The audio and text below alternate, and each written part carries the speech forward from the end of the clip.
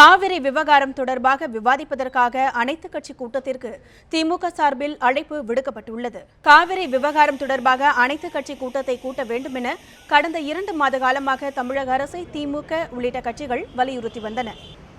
தமிழக அரசு அனைத்துக் கட்சி கூட்டத்தை கூட்டவில்லை எனில் திமுக கூட்டும் என சட்டமன்ற எதிர்க்கட்சித் தலைவரான ஸ்டாலின் கூறி வந்தார். தொடர்ந்து நிதியமைச்சர் பன்னீர்செல்வத்தையும் நேரில் சந்தித்து அனைத்துக் கட்சி கூட்டத்தை கூட்ட வலியுறுத்தினார்.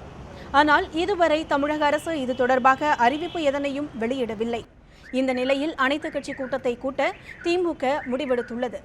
இது தொடர்பாக கட்சியின் பொருளாளர் மு க ஸ்டாலின் அதிமுக உள்ளிட்ட அனைத்துக் கட்சி தலைவர்களுக்கும் அழைப்பு கடிதம் அனுப்பியுள்ளார்.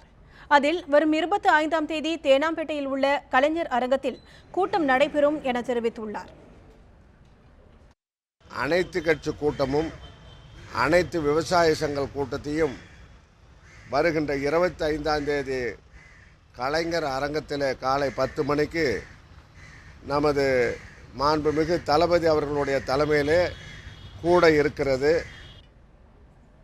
திமுக பொருளாளர் மு க ஸ்டாலின், கட்சியின் துணை பொதுச் செயலாளர் துரைசாமி உள்ளிட்ட திமுக நிர்வாகிகள் அனைத்து கட்சி கூட்டம் நடைபெறவுள்ள கலைஞர் அரங்கத்தை இன்று பார்வையிட்டு கூட்டத்திற்கான ஏற்பாடுகள் தொடர்பாக ஆலோசனை மேற்கொண்டனர். இதற்கிடையே நாகர்கோவிலில் செய்தியாளர்களிடம் பேசிய மத்திய அமைச்சர் பொன் ராதாகிருஷ்ணன், காவிரி விவகாரத்தில் அனைத்துக் கட்சி கூட்டத்தை கூட்ட திமுகவிற்கு எந்த உரிமையும் கிடையாது என்றார். திராவிட முன்னேற்ற கழகத்திற்கு இந்த சர்வகட்சி கூட்டத்தை கூட்டுவதற்கு எந்த விதமான தார்மீக உரிமையும் இல்லை என்று நான் சொல்லுவேன்.